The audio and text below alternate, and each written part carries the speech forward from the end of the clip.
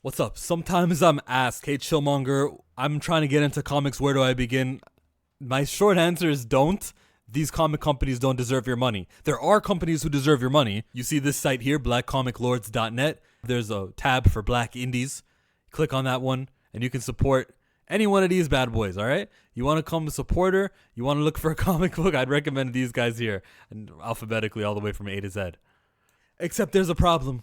You're more likely to become a comic book fan of the independents and stuff by getting into the most accessible, the characters you already know from the movies. Spider-Man, Batman. And for that, my advice is different. It's get started with one of those digital platforms. They all have a free week subscription when you get started. And you can put your credit card info down, you get access to every single one of them. So let's go with Marvel Unlimited. I'm going to start by entering Spider-Man into the search bar. He's a comic book character, and he first appeared in Amazing Fantasy number 15. Knowing that, I go to the URL, marvel.com/comics/series. They've got everything in alphabetical order. It was called Amazing Fantasy, right? Amazing Fantasy. 1962. Got it? And here's the debut of Spider-Man. It was that easy.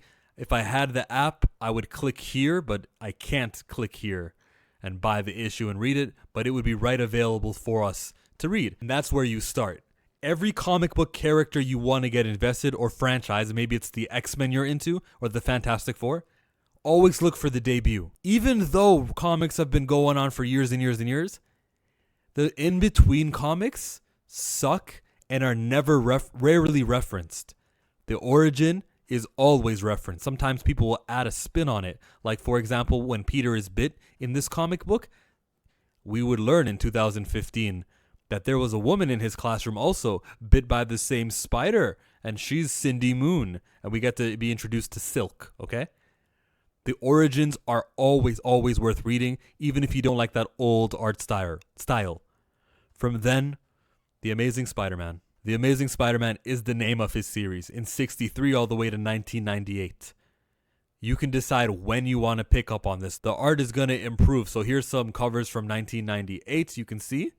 There's a comic book art there. I'm going to click on 436, which came out in July of 98. You can see how the artwork looks there. That's not too old-fashioned for me, but if I went really back in time, not from 98, but if I went to... Here's issue 136. This artwork is lacking to me. No disrespect to you, Ross Andrew, but I don't want to really get started here. I can see a whole bunch of Green Goblin fights. Look, it says Green Goblin lives again. It's because he died and he keeps coming back. So I can read the one where he comes back like 4 decades from now when the artwork is much more improved. Once you go to like a 1990s comic, you'll never want to look at the art from the 70s. Speaking for myself. So look and maybe Google what are the top Marvel stories for Spider-Man. And then if you got to see this there and see that there, you get yourself caught up. The shorter, easier way is just to skip ahead to like the current comic book run. They're going to renumber the comics every few years. Remember what I told you? This was from 63 to 98. I think it was called Amazing Spider-Man, which is so complicated.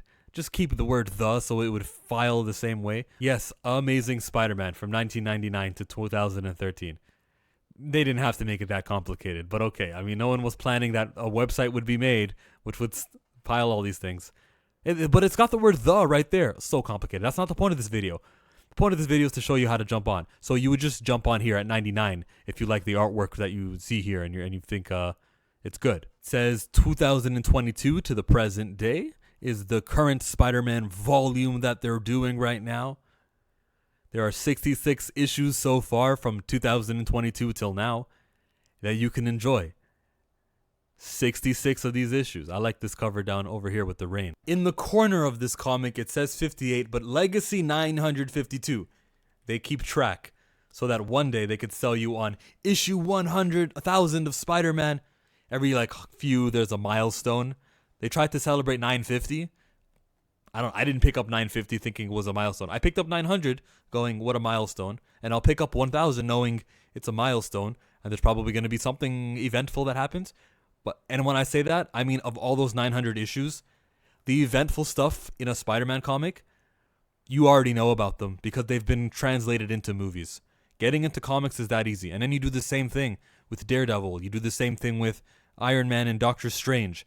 It's not that hard. Find the comic where they debuted in, because it's not always their own comic. It'll be called something else. Iron Man debuted in Tales of Suspense. Okay, go find Tales of Suspense, issue 30, whatever it was. Find it, read it, and then throughout the years you can be like, hey, what was the best Iron Man story? And someone will say, you got to read Demon in a Bottle. That was a good story. It lasted for 3 issues. You got to read Armor Wars. Okay, I'm good. Now I can read current day Marvel comics. And since you have the app, I don't know if I said it or not, but you can read every single comic that they've ever had on the app. And you'll have to pay for it after your free trial expires, but you can get every comic book that is older right then and there. Marvel Unlimited or the DC Infinite app, go download those things. Who is your story? Who is your hero? See what they did throughout the years on a Wikipedia. Read the story for yourself. And then once you get modern, you're good. In my opinion, everyone should start reading something that happened, let's say, year 2005 forward. Therefore, you got like 20 years worth of comics to catch up on. The artwork is good. The colorists is of this century. The colors are going to be popping more advancements in the craft. Start there. That is my Chillmonger advice of how to get started into comic books in this age. You don't, but if you do, that's how you do it. And then now that you're a comic reader and you know your stuff and you know good from bad, you can start supporting an independent on blackcomiclords.net who you believe in. And I really wish I could tell you which one of the independents is like using your money the best way, actually advancing, not just doing things for the sake of collecting a paycheck. I don't know enough. I have been talking to every single one of these guys. I don't see anyone's getting adapted into anything.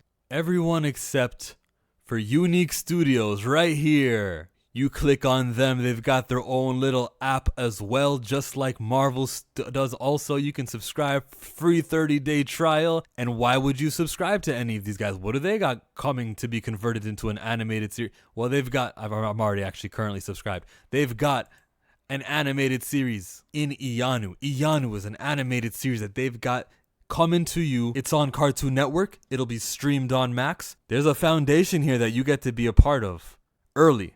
All these independent publications with all of these hopes and dreams and wants. But there's one that I can point to, which I feel the best about supporting at this current time.